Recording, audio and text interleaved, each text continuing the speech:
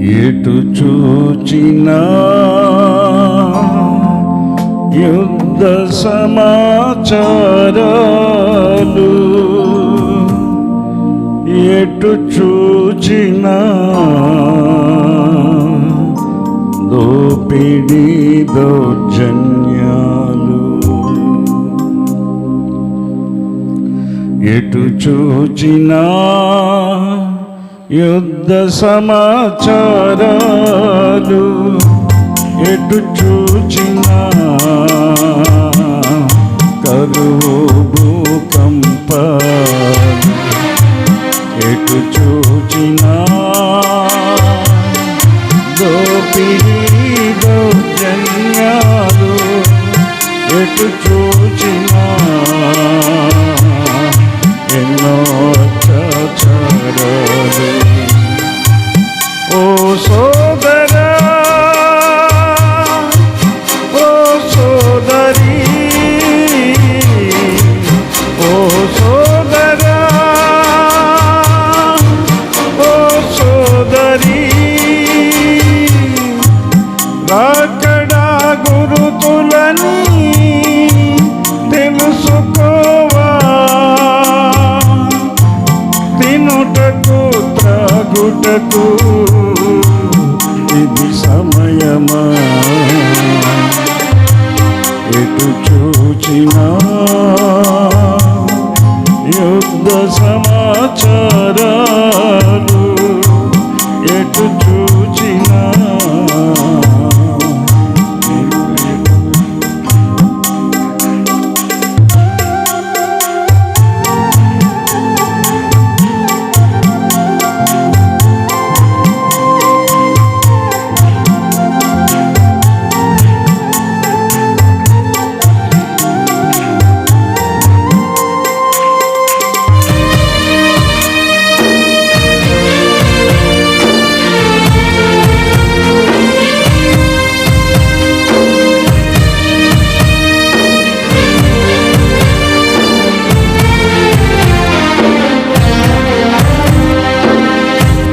మందసం నీ ప్రజలు గుడారములో నివసిస్తుండగా, యోవాబు నీ సేవకులు బండులో నుండగను.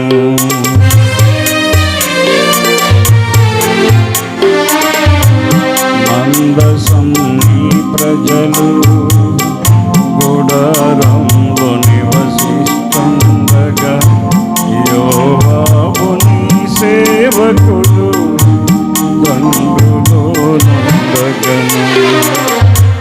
తినుటకు త్రాగుటకు భార్యతో నందుటకు, తినుటకు త్రాగుటకు భార్యతో నందుటకు ఇది సమయమా,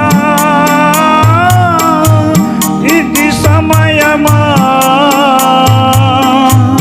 ఆనాడు ఊరియా దావీదు నడిగాడు, ఈనాడు నిన్ను కూడా ప్రభువు అడుగుచున్నాడు.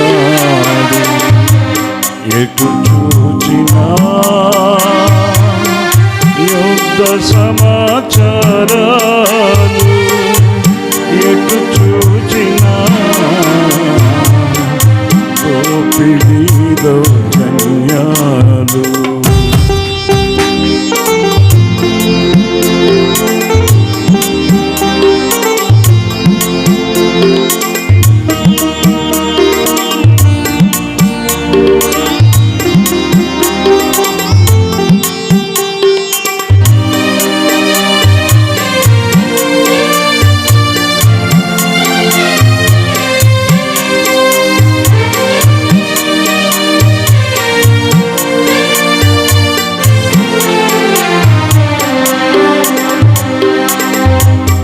ఈనాడు దేశంలో ఎన్నో ఎన్నో దౌర్జన్యాలు, సజీవ దహనాలు, నీలమాన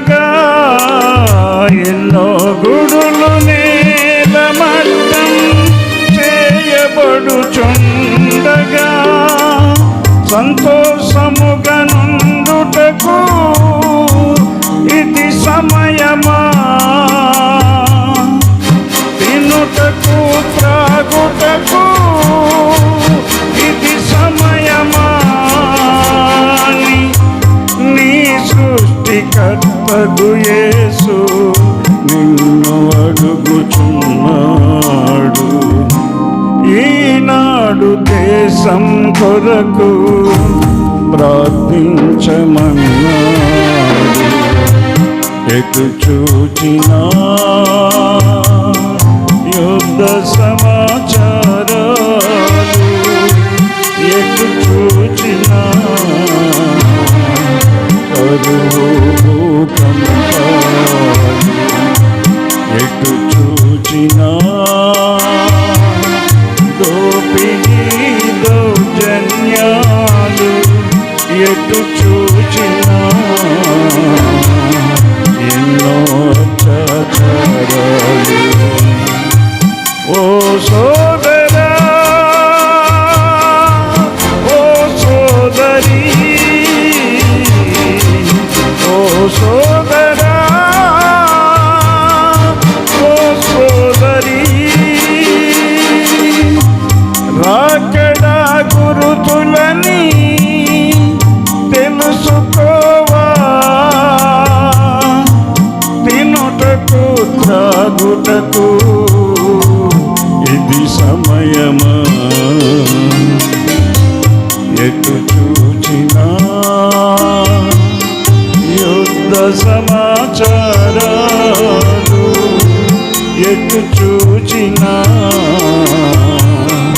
దోపిడీ దౌర్జన్యాలు. దేవునికి మహిమ కలుగును గాక. ఆమేన్. పరిశుద్ధ గ్రంథం నుండి వాక్య భాగాన్ని ధ్యానం చేసుకుందాం. ఇర్మియా గ్రంథం, ఇర్మియా గారు రాసిన ఇర్మియా గ్రంథం మొదటి అధ్యాయము, ఇర్మియా గ్రంథం మొదటి అధ్యాయము 12వ వచనాన్ని చదువుకుందాం. యెహోవా, నీవు బాగుగా కనిపెట్టితివి, నేను చెప్పిన వాక్యమును నెరవేర్చుటకు నేను ఆతురపడుచున్నాను. నేను ప్రార్థన చేసుకుందాం. మహాగణుడా, మహోన్నతుడా, సర్వకృపానిధి దేవా, నీకే వేలాది వందనాలు, స్తుతులు, స్తోత్రాలు చెల్లిస్తున్నాం తండ్రి. గడిచిన వారం దినము తండ్రి, ఈ పునరుద్ధాన దినం వరకు మీ రెక్కల చాటును మమ్మల్ని కాచి కాపాడి సజీవులుగా ఉంచినందుకు నీకే స్తుతులు, స్తోత్రాలు చెల్లిస్తున్నాం. వాక్య నడిపింపులో మీరే మాకు సహాయం చేయండి. మా జీవితాలకు, మా బ్రతుకులకు అవసరమైన జీవాహారాన్ని పరిశుద్ధ గ్రంథంలో ఉన్న మర్మాలు గూఢమైన వాక్యాలు మాకు తెలియచేయండి. వినగలిగే చెవులు, గ్రహించగలిగే హృదయాలు మా అందరికీ దయచేయండి. ప్రభా, నీ మాటలు శ్రద్ధగా విని నీ ద్వారా దీవెనలు, ఆశీర్వాదాలు పొందుకునే యోగ్యత, భాగ్యం మాకు దయచేయమని ఈ ఆరాధన నీ చేతులకు అప్పగిస్తూ నీకే మహిమ గంత చెల్లులాగున ఈ ఆరాధన జరిగించమని సహాయం చేయమని వేడుకొంచు. ఈ ప్రార్థన అంగీకరించమని ప్రభు అయిన యేసుక్రీస్తు పరిశుద్ధ నామమును బట్టి మిక్కిలి వినయంతో అడిగి వేడుకొంచున్నాం తండ్రి. ఆమేన్. అందరికీ వందనాలు. దేవుని మహాకృపను బట్టి దేవది దేవుడు మరి ఒక పునరుద్ధాన దినాన్ని దేవునితో గడిపే ధన్యతను దేవుడు మనకు అనుగ్రహించాడు. దేవుని కృప ఉంది కనుక మనం ఈ 2025లో ఏమండి ఎన్ని నెలలు గడిచిపోయినాయి అమ్మా చెప్పండి? 9 నెలలు గడిచిపోయి 10వ నెలలోకి మనం దేవుడు మనల్ని సజీవులుగా ఉంచాడు. దేవునికి మహిమ కలుగును గాక. చాలామందిని ఈ రోజున లేరు. చాలామంది ఈ రోజున దేవుని సన్నిధిలో ఉండలేని స్థితిలో ఉంటా ఉన్నారు.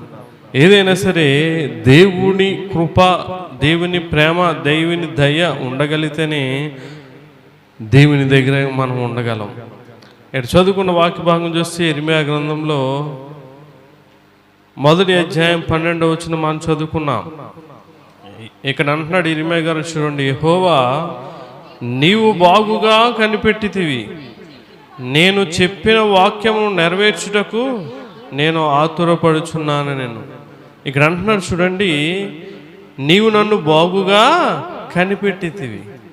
దేవుడు మనల్ని ఎలా కనిపెడతాడంటండి అమ్మా? బాగుగా. చాలా జాగ్రత్తగా మనం ఆలోచన చేయాలి. ఈనాటి క్రైస్తవులు ఎట్లా ఉంటున్నారంటే ఇష్టానుసారంగా జీవిస్తూ ఉన్నారు. దేవుని సన్నిధికి రావడం కూడా వాళ్ళ ఇష్టమే, ఉండాలనుకుంటే వాళ్ళ ఇష్టమే, వెళ్ళిపోవాలనుకుంటే వాళ్ళ ఇష్టమే. అరే, దేవుడు మనల్ని బాగుగా కనిపెడతాడు అన్న ఆలోచన ఈ రోజున ఎవరికి కోసాన ఆలోచించడం లేదు. చాలా జాగ్రత్తగా మనం చూడాలి. దేవుడు మనల్ని ప్రతి ఒక్కరిని కూడా మనం ఏం చేస్తున్నాం, మనం ఎలా జీవిస్తున్నాం, మన ప్రవర్తన ఎలా ఉందో, మన జీవితం ఎలా ఉందని ఆయన బాగుగా కనిపెడతాడండి. ఎప్పుడన్నా నువ్వు ఆలోచించావా? దేవుడు నన్ను కనిపెడతా ఉంటాడు. నేను ఎక్కడున్నా, ఏం చేస్తున్నా, ఏం తింటున్నా, ఏ స్థలంలో ఉన్నా, ఏ చోట ఉన్నా, ఏం మాట్లాడుతున్నా దేవుడు నన్ను బాగుగా కనిపెడతాడు అన్న ఆలోచన ఈనాటి క్రైస్తవులకి ఎవరికి ఉండట్లే. అలా అనుకోవడం లేదు కనుక దేవుని వాక్యానుసారమైన జీవితం వారిలో ఉండట్లేదు. కింద ఒక మాట అంటున్నాడు ఆయన, ఏమంటున్నాడు చూడండి, నేను చెప్పిన వాక్యమును నెరవేర్చుటకు నేను ఆతురపడుచున్నాను. ఆయన దేవుని ప్రజలకు, ఇశ్రాయేలుకు దేవుని వాక్యం బోధిస్తూ ఉండేవాడు. బోధించేవాడు, ప్రకటించేవాడు. ఈ ప్రకటించింది నాలో ఉందా? ఆ ప్రకారంగా నేను జీవిస్తున్నానా? లేకపోతే ఏదో నామకార్థంగా చెప్పేసి నేను వదిలేస్తున్నానా అనుకుని ఏం చేసాడంటే ఈయన నేను చెప్పిన వాక్యము నెరవేర్చుటకు ఏం చేస్తాడంట? ఆతురపడుతున్నాడంట. అంటే తాపత్రయపడుతూ ఉన్నాడు. అనేక ఆదివారాలు, అనేకమైన శనివారాలు, అనేకమైన నీకు మధ్యలో జరిగే ప్రార్థనలో దేవుడు అనేకమైన వాక్యాలు మనకి వినిపింపజేశాడు. ఎప్పుడైనా సరే విన్న వాక్యాన్ని నెరవేరుస్తున్నానా, నెరవేర్చడానికి నేను తాపత్రయపడుతున్నానా, ఆతురపడుతున్నానా అన్నది ఎప్పుడన్నా మనం ఆలోచన చేసుకున్నామా? చూడండి, ఇర్మియా గారు నేను చెప్పడమే కాదు, ఆ చెప్పిన వాక్యాన్ని నేను నెరవేర్చుటకు ఆతురపడుతున్నాను అంటున్నాడు. దేవునికి మహిమ కలుగును గాక. ఆమేన్. ఆతురపడాలండి, తాపత్రయపడాలి. మనకు సంబంధించింది ఏదైనా సరే మనం తహతహలాడిపోతాం, తాపత్రయపడిపోతూ ఉంటాం. అలాగే దేవునిలో కూడా మనం ఆతురపడుతూ ఉండాలి, తాపత్రయపడుతూ ఉండాలి. ఇక్కడ దేని గురించి ఈ రోజున తాపత్రయపడుతున్నారు, ఆతురపడుతున్నారంటే చూడండి, కొన్ని విషయాలు మనం చూద్దాం. మొదటిగా చూడండి, తిండి తినడానికి చాలామంది తాపత్రయపడిపోతూ ఉంటారు. చూడండి, యెషయా గ్రంథం 56వ అధ్యాయము, యెషయా గ్రంథం 56వ అధ్యాయం 11వ వచనం మనం చదివితే చూడండి, కుక్కలు తిండికి ఆతురపడును, ఎంత తినను, చూడండి, ఎంత తినినను వాటికి తృప్తి లేదు. ఈ కాపురులు అట్టివారే, వారు దేనిని వివేచింపజాలరు. చూడండి, వారందరూ తమకిష్టమైన మార్గమున పోదురు, ఒకడు తప్పకుండా అందరూ స్వప్రయోజనమే విచారించుకుందురు అంటున్నాడు. కుక్కలు తిండికి ఎలాగా పడతాయమ్మా? ఆతురపడతాయి. ఏదైనా సరే పాడైనా కానీ అక్కడ ఇంటి ముందు కుక్కలు ఉంటూ ఉంటాయి. వాళ్ళకి సమయం తెలుసు. ఈ సమయాన్ని ఏమండి కడుక్కున్నాయి, ఏమైనా మిగిలినవి ఏం చేస్తారు? డ్రైనేజీలోనూ పాడేస్తూ ఉంటారు.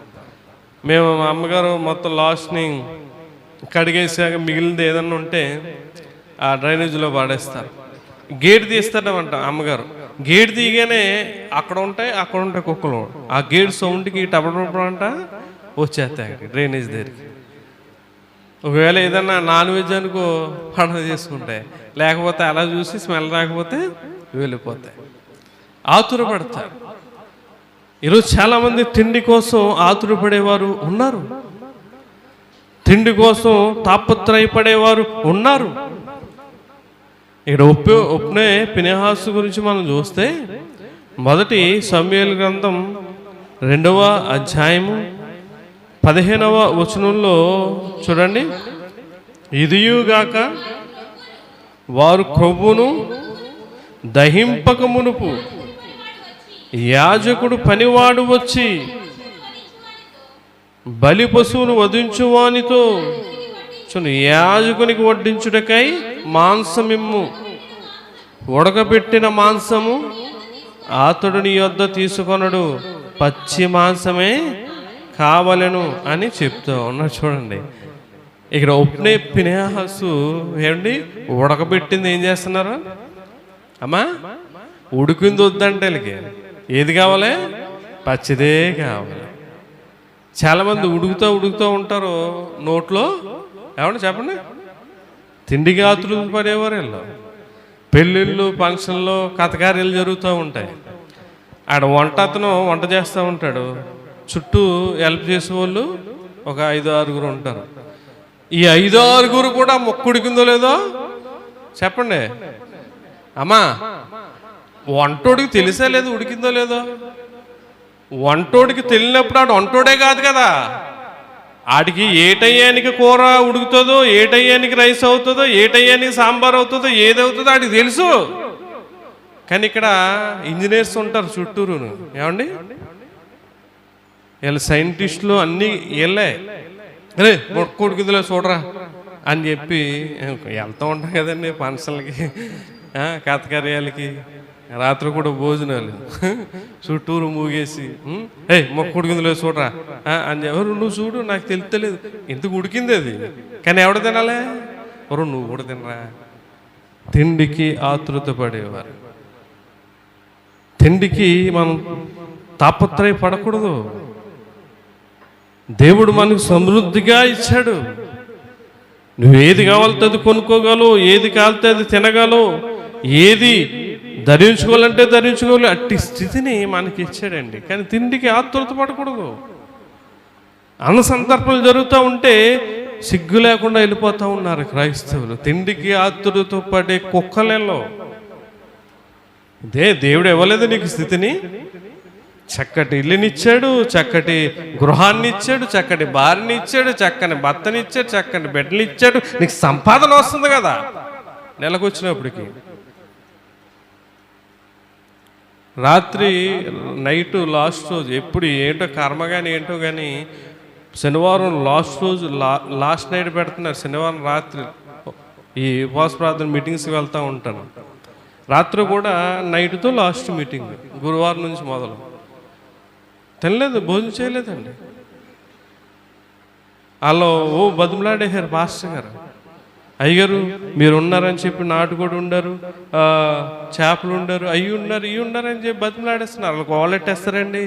మేము మళ్ళీ వాళ్ళకి సమాధానం చెప్పుకోవాలి, మేము ఇంతమంది అని చెప్పేసాం అన్న. నేను ఆల్రెడీ నిన్న రాత్రి చెప్పేసాను, పొద్దున చెప్పాను, అయ్యగారు నేను రాత్రికి తిన్నాను, ఈ ప్యాడ్ అతనికి పెట్టేసేయండి, మేము ఆమెను అనగానే వచ్చేస్తాం అని చెప్పాం.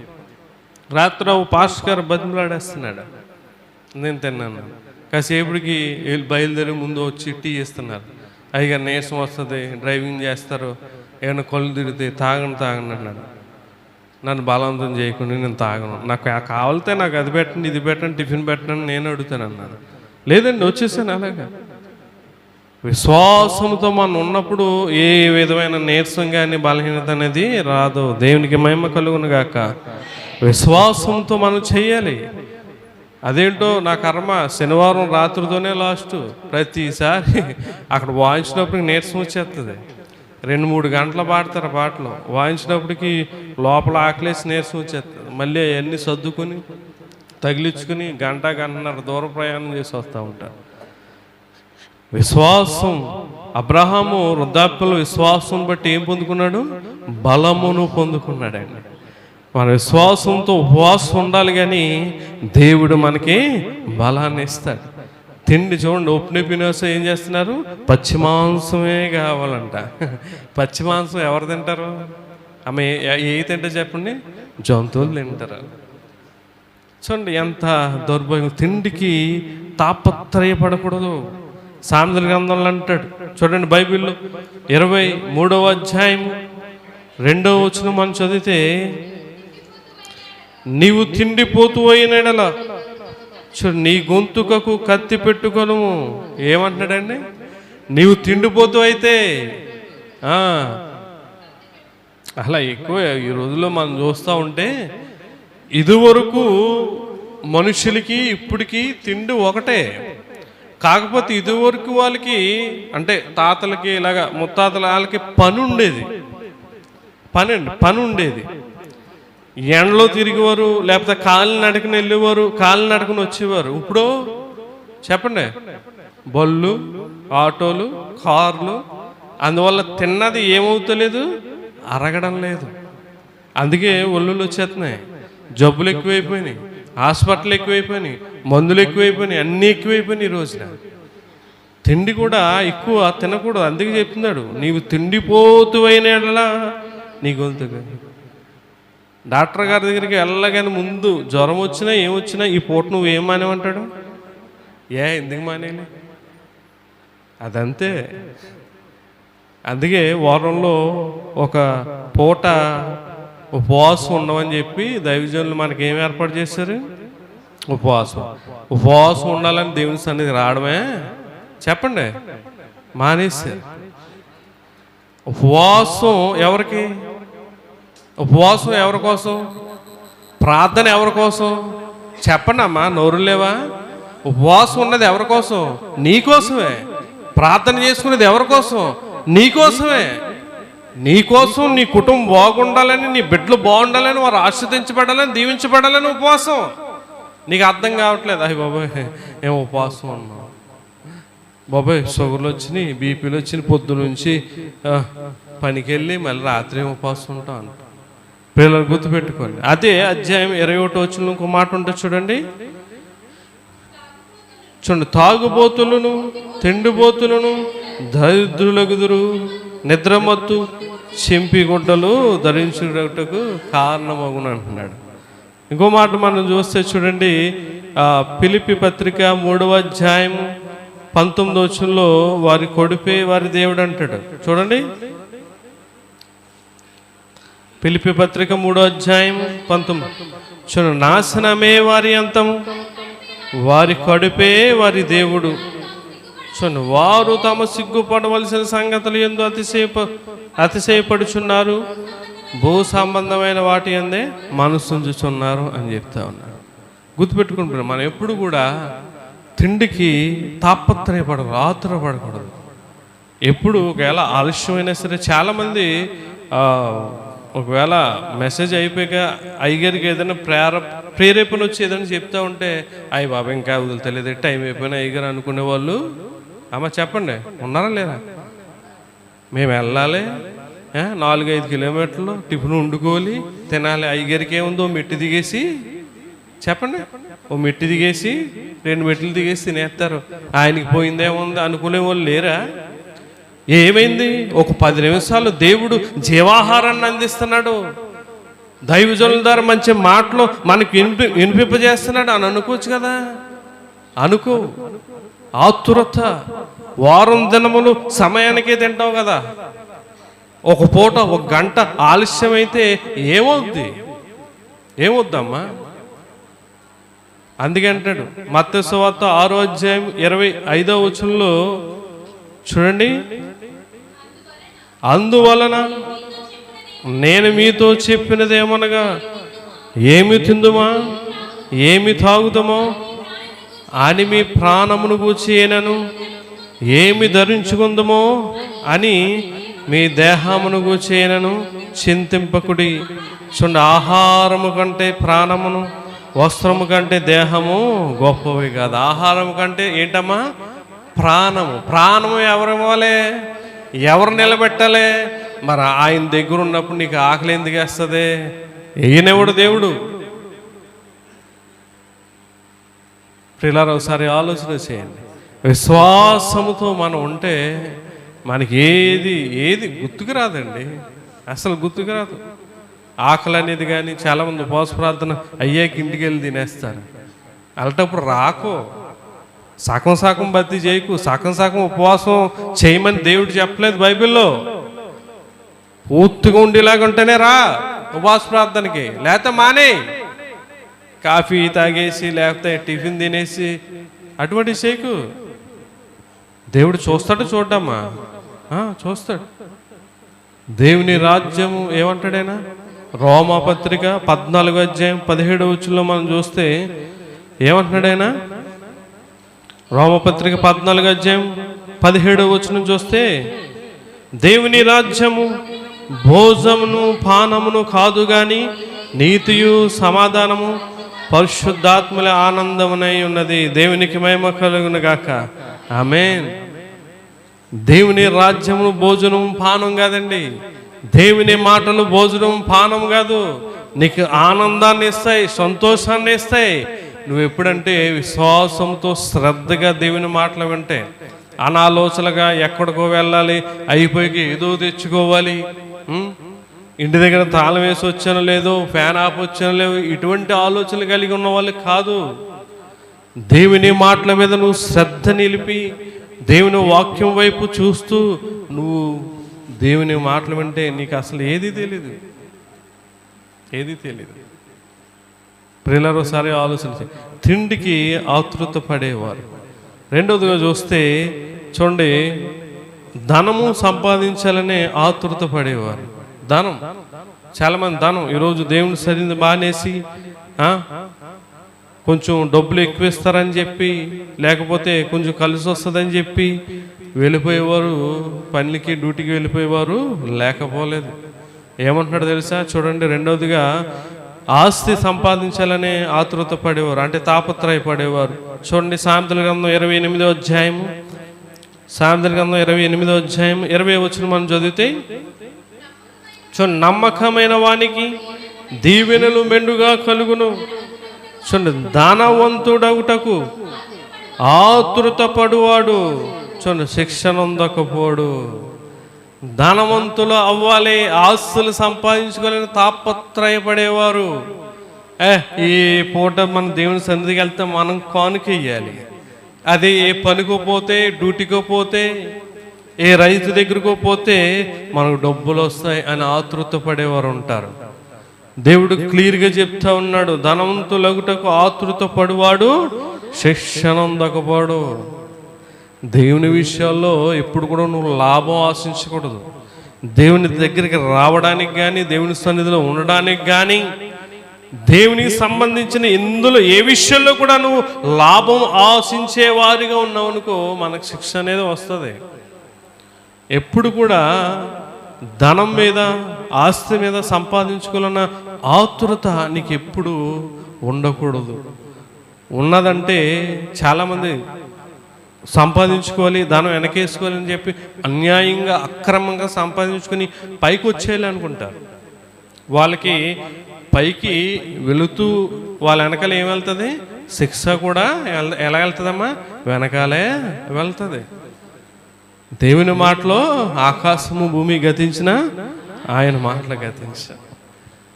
గేహజీ గురించి మనం జ్ఞాపం చేసుకుంటే, ఎలీషా దైవజనుడి దగ్గర ఉన్నాడు శిష్యుడిగా. మనకు తెలుసు కదా, నయమాను వచ్చి స్వస్థత పొంది ఆయన కానుకలు ఇవ్వాలనుకుంటే ఆయన ఏం చేశాడంటే, నాకు వద్దయ్యా, నువ్వు స్వస్థత పొందో అదే చాలు, ఈయనే దేవుడని తెలుసుకో అని చెప్పి పంపించేసాడు.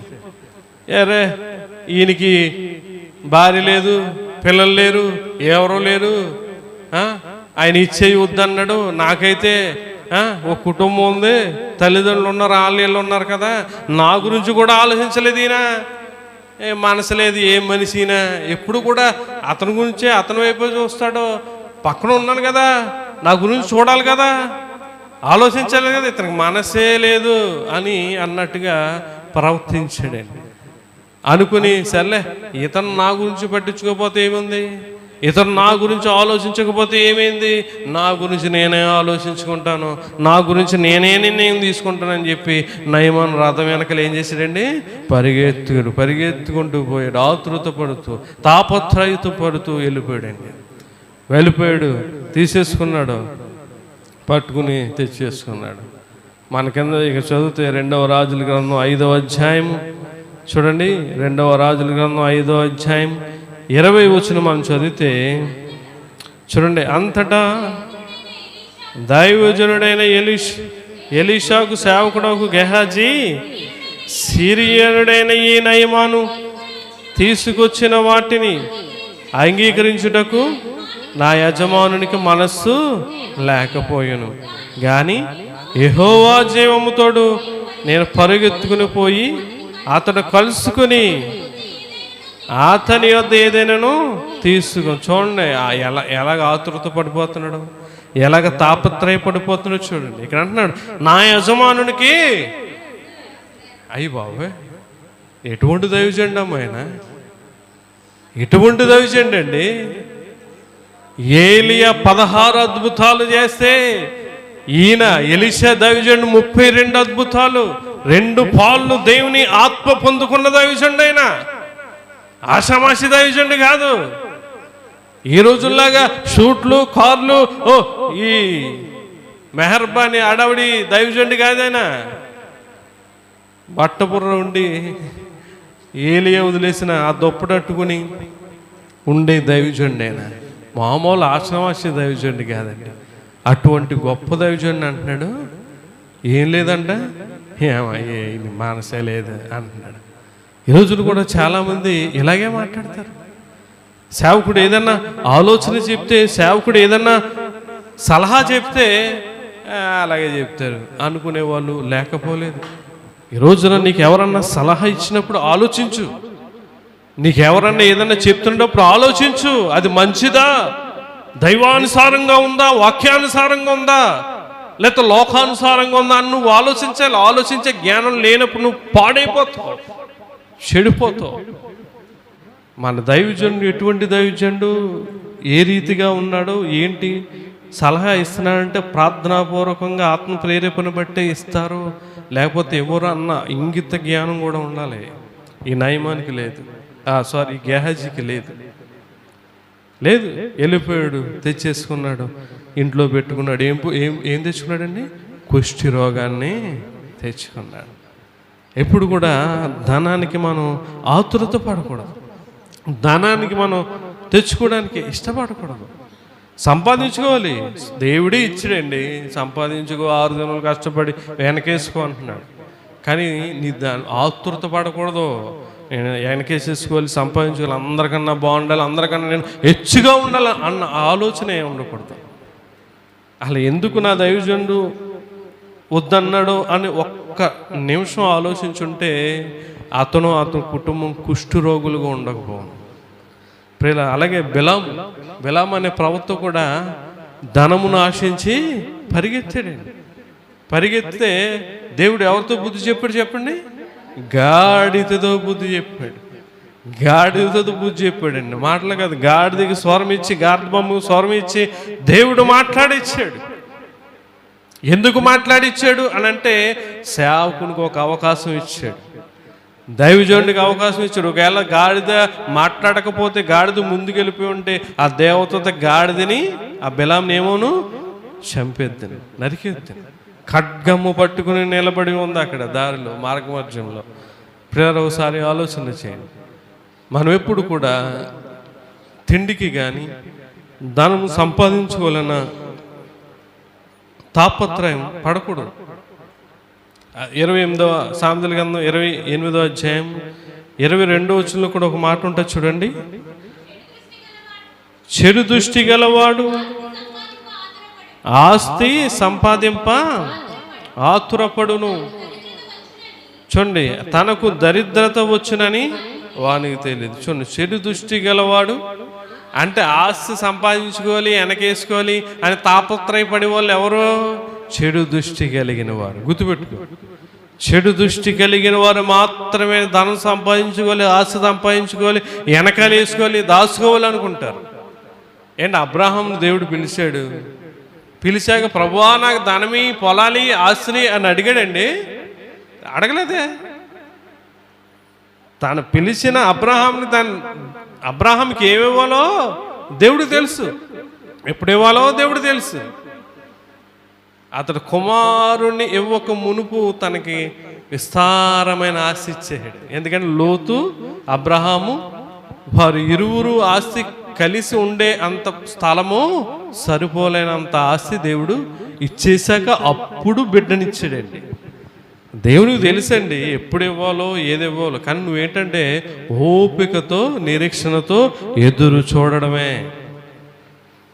అబ్రహాము కానీ భక్తులు ఎవరైనా సరే ఆస్తులు సంపాదించుకోవాలి, అది సంపాదించుకోవాలని ఆశపడలేదు.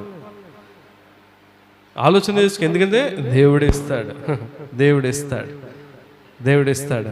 అందుకే ఒక మాట ఉంటుంది, 2వ పేతురు పత్రిక 2వ అధ్యాయం 16వ వచనంలో పేతురు గారు బాగా చెప్పాడు చూడండి.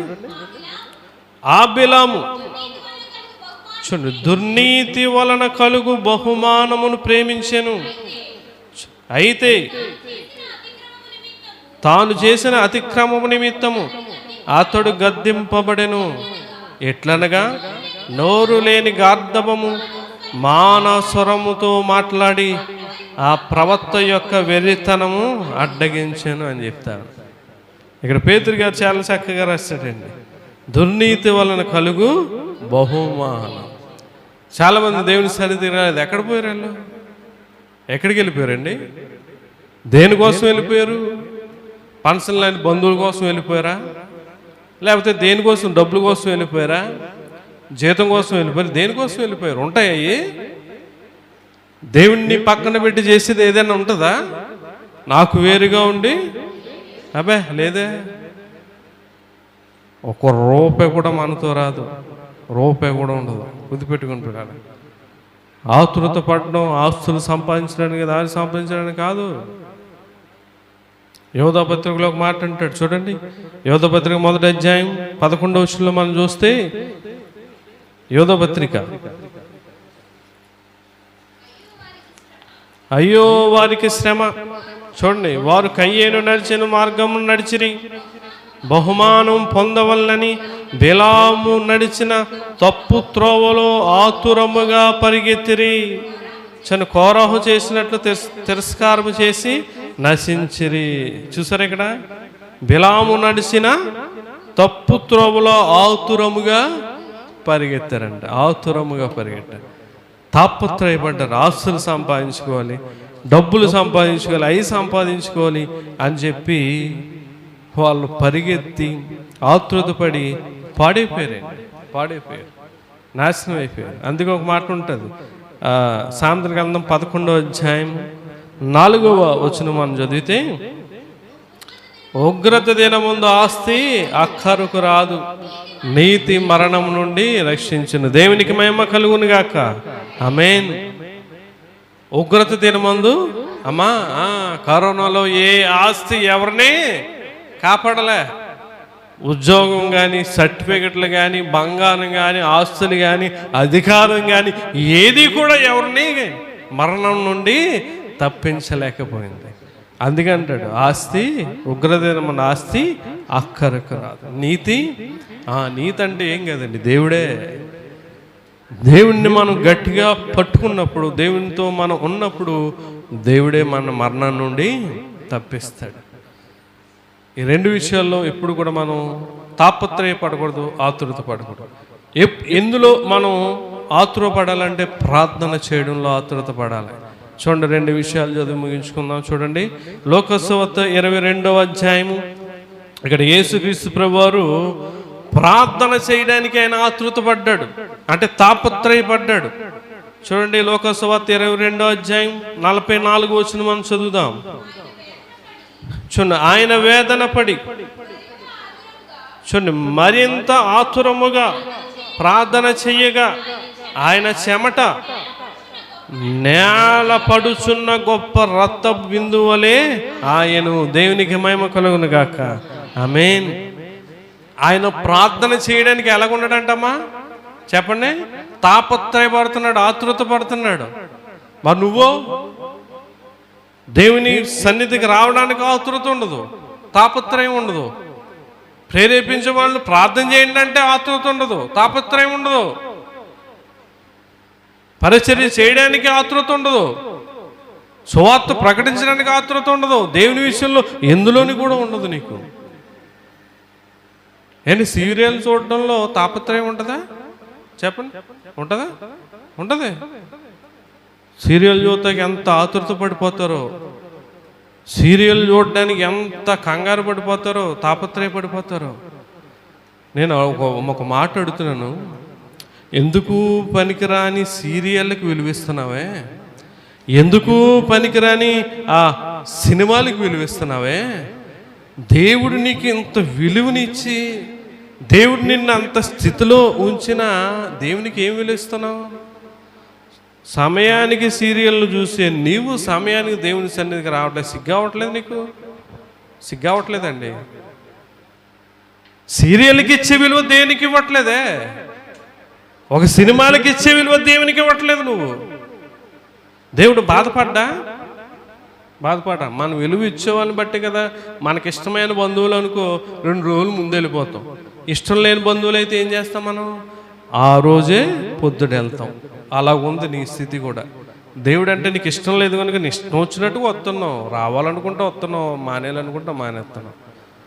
నా తెలియగడుగుతాను, నువ్వు ఇక్కడ దేవుని దగ్గరికి వస్తే దేవునికి ఏమన్నా ఇదా? ఎవరి కోసం వస్తున్నావు ఇక్కడికి మనం? చెప్పండి. మనము దీవించబడాలి, ఆశ్రదించబడాలని దేవుని కోసం వస్తున్నాం. దేవుని కోసమే మనం రావాలి, అంతే తప్ప వేరే ఆలోచన మనకు ఉండకూడదు. ఇక్కడ చూడండి, మనం ఆలోచన చేస్తే యేసుక్రీస్తు ప్రభువారు ప్రార్థన చేయాలని తాపత్రయపడుతున్నాడు, ఆతురత పడుతున్నాడు. ఈరోజు నువ్వు ప్రార్థనకి రావట్లేదు, ప్రార్థన చేయట్లేదు. ఏ విధంగా నువ్వు ఫెయిల్ అయిపోతున్నావు. నా మందిరము ఏమన్నాడైనా? ప్రార్థనా మందిరం అన్నాడు. దేవుని మందిరాలు ఎందుకు దేవుడు నిర్మిస్తున్నాడు, ఎందుకు కడతాడంటే నువ్వు దేవుని సన్నిధికి వచ్చి ప్రార్థన చేసుకుంటావని. ఒక మాట్లాడాడు మార్కు సువార్త 9:29 వచ్చిన, ప్రార్థన వల్లనే కానీ ఏ విధమైనది వదిలిపోవుట అసాధ్యం అంటాడు. ప్రార్థన అండి, ప్రార్థన వల్లనే మనకి ఏదైనా రావాలన్నా పోవాలన్నా ఏదైనా సరే ప్రార్థనే. రండి ఉపవాస ప్రార్థనలకి. దూరం అయిపోతుందండి అయ్యి సాకులు చెప్పొద్దండి. ఉపవాస ప్రార్థన మీకోసమే, మీ బిడ్డల కోసమే, మీ కుటుంబం కోసమే. రండి, మీరు ఎక్కువ ఎంత ప్రార్థన చేసుకుంటే అంత దీవించబడతారు. ఎందుకు సేవకులు కూడా అంత ఏజ్లో కూడా ఉపవాసం ఉండి ఆ చివరి వరకు ఉండవలసిన పని లేదు. వాక్యం చెప్పగానే ప్రార్థన చేసుకున్నామా అని వెళ్ళిపోవచ్చు. ఎందుకు ఉంటున్నారా? మాదిరి చూపిస్తూ ఉన్నారు, మాదిరి. అదే మాదిరిలో మనం కూడా ముందుకు కొనసాగాలి. దానియేలు రోజుకి ఎన్నిసార్లు చేస్తాడమ్మా? 3 ప్రార్థన చేశాడు. శాసనము సంతకము చేయబడినని తెలిసినా కూడా, ఎవరు బాబాయ్ ప్రార్థన చేస్తే సింహాల గృహలో వాడేస్తారంట, సింహాలు తినేస్తాయంట అని తెలిసినా సరే ఎన్నిసార్లు చేస్తున్నాడు? రోజుకి 3 ప్రార్థన చేస్తాం. ఈరోజు శాసనాలు లేవు కదా, అవి లేవు కదా, ఇవి లేవు కదా. మరి దేవుని మందిరం తెరవబడి ఉంటే నువ్వు దేవుని సన్నిధికి వచ్చి ఎందుకు ప్రార్థన చేసుకోలేవు? దేవుడు అనుకుంటున్నాడండి, అరే ఆదివారం ఇంతమంది వస్తున్నారు, మిగతా రోజున వచ్చి ఎందుకు ప్రార్థన చేయలేకపోతున్నారు అని చెప్పి ఆయన బాధపడుతూ ఉన్నాడు. ప్రార్థన చేయడానికి మనం ఆతృత పడాలి, ప్రార్థన చేయడానికి ఆతృత పడాలి. ఇక్కడ మాట్లాడండి, మార్కు సువార్త 13:33 మనం చదివితే, మెలకుగా ఉండడు అంటాడు. జాగ్రత్త పడుడి, మెలుగుగా నుండి ప్రార్థన చేయుడి. ఆ కాలము ఎప్పుడు వచ్చునో మీకు తెలియదు. దేవుని రాకడ ఎప్పుడు వస్తుందో నీకు తెలియదు. మెలకుగా ఉండాలి, ప్రార్థన చేయాలి. దేవుడు చెప్తాడు, జాగ్రత్త పడుడి, మెలకుగా ఉండి ప్రార్థన చేయుడి. ఆ కాలము ఎప్పుడు వచ్చునో మీకు తెలియదు అంటాడు. పైన ఉంటుంది, ఆ దినం కూర్చి ఆ గడియం కూర్చి తండ్రి తప్ప ఏ మనుషుడైనను పరలోకమందలి దూతలైనను కుమారుడైనను ఎరుగుడు అంటాడు. దేవుని రాకడ ఎప్పుడు వస్తుందో తెలియదమ్మా. రండి, ప్రార్థనలు ఉన్నటప్పుడే రండి, ఉపయోగించుకోండి. మీ స్థలాల్లో మీ ప్రాంతంలో జరిగే ప్రార్థనలు కూడా ఉపయోగించుకోండి. ఆ ప్రార్థనలు ఏవి మా కోసం కాదు, మీకోసమే ఈ ప్రార్థనలని ఆరాధన. గుర్తుపెట్టుకోండి పిల్లలు. అపోస్తల కార్యాలు 2:42 ఒక మాట అంటాడు చూడండి. అపోస్తల కార్యాలు 2:42 మీరు అపోస్తల బోధన యందును సహవాసమునందును రొట్టె విరుచుట యందును ప్రార్థన చేయుట యందును ఎడతెగక చూడండి, బోధ యందును సహవాసం అందును రొట్టె విరుచుట యందును ప్రార్థన చేయుట యందును ఎడతెగక ఉండాలి. ప్రార్థన చేయడంలో మనం ఆతృత పడాలి.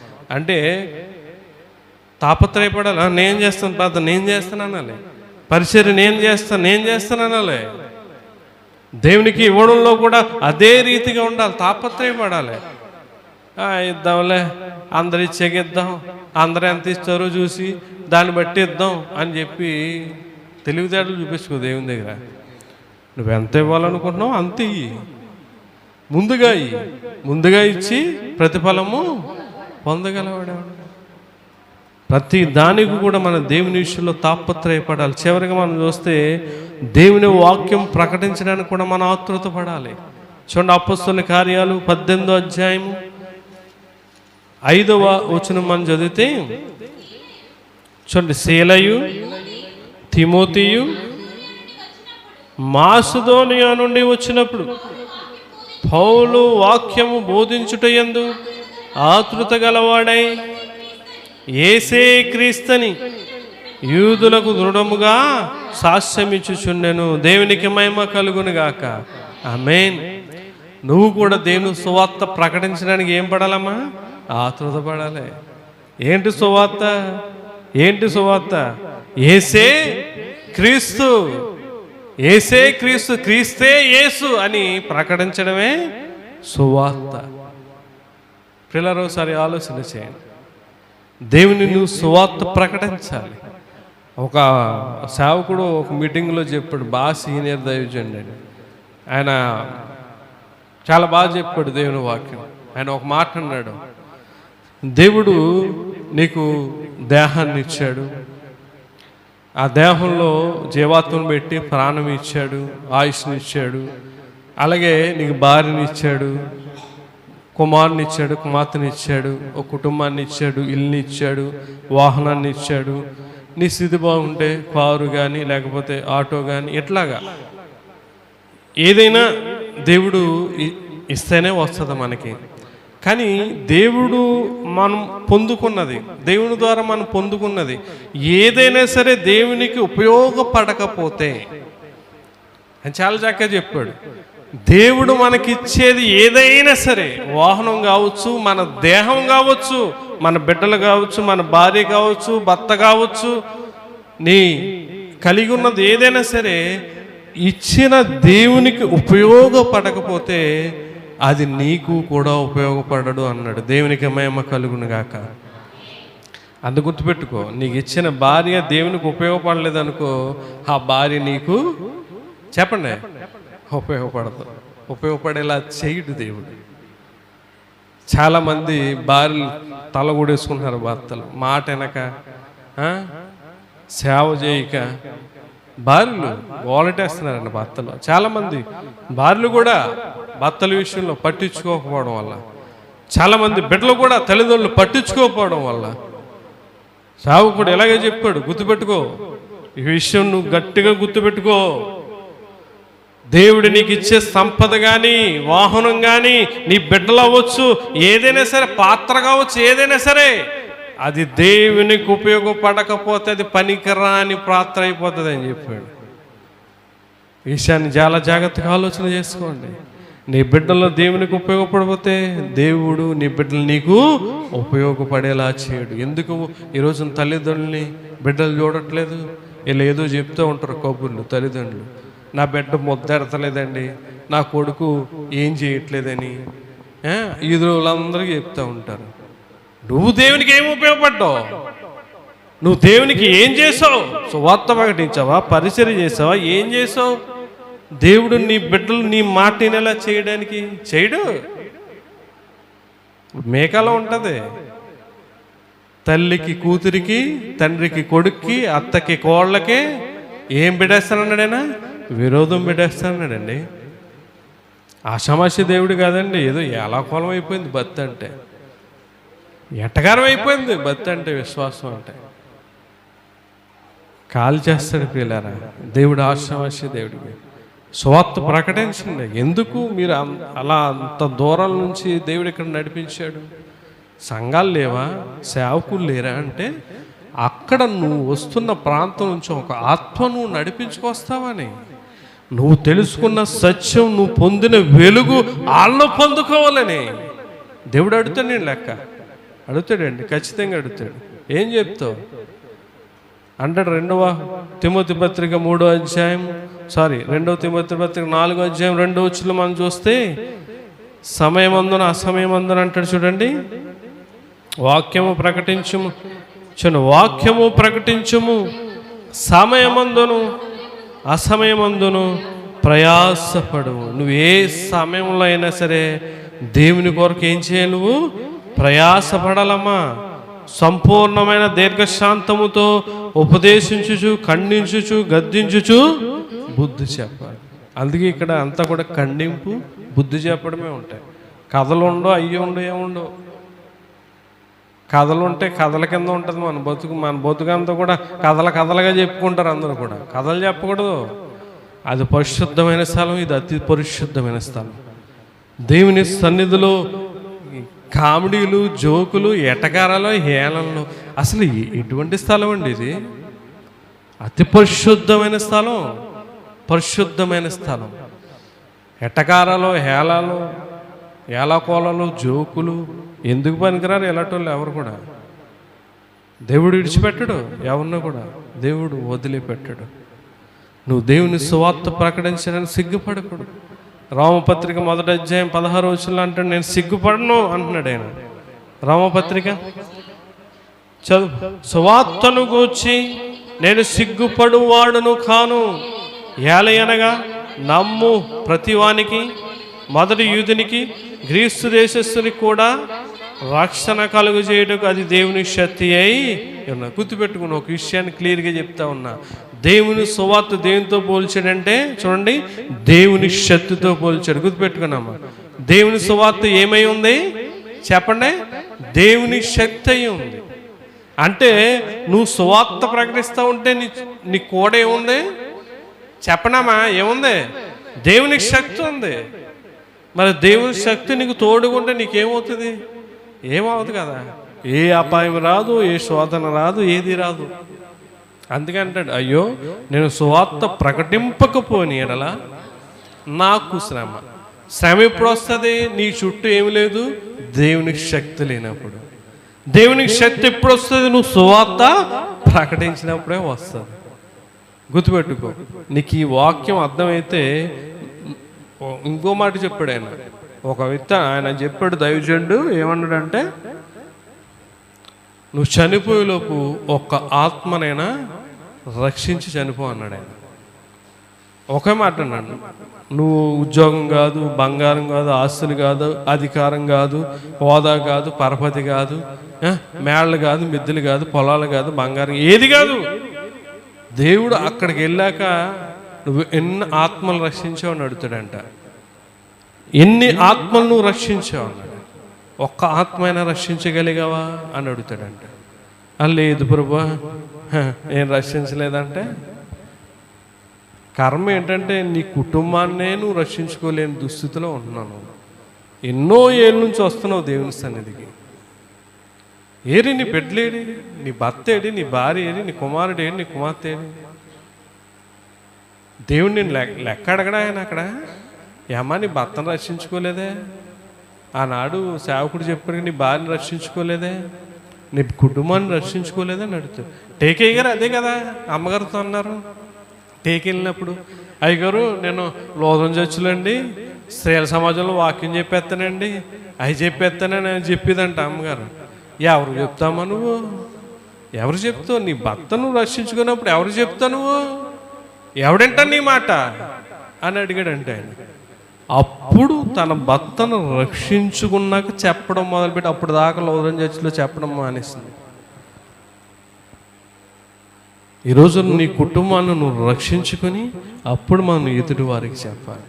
గుర్తుపెట్టుకోండి, ఈ రోజుల్లో చెడ్డ రోజులు, చెడ్డ దినాలు, చెడిపోయే రోజులు. సమాజం బాలే, చెరిపేసేవారే.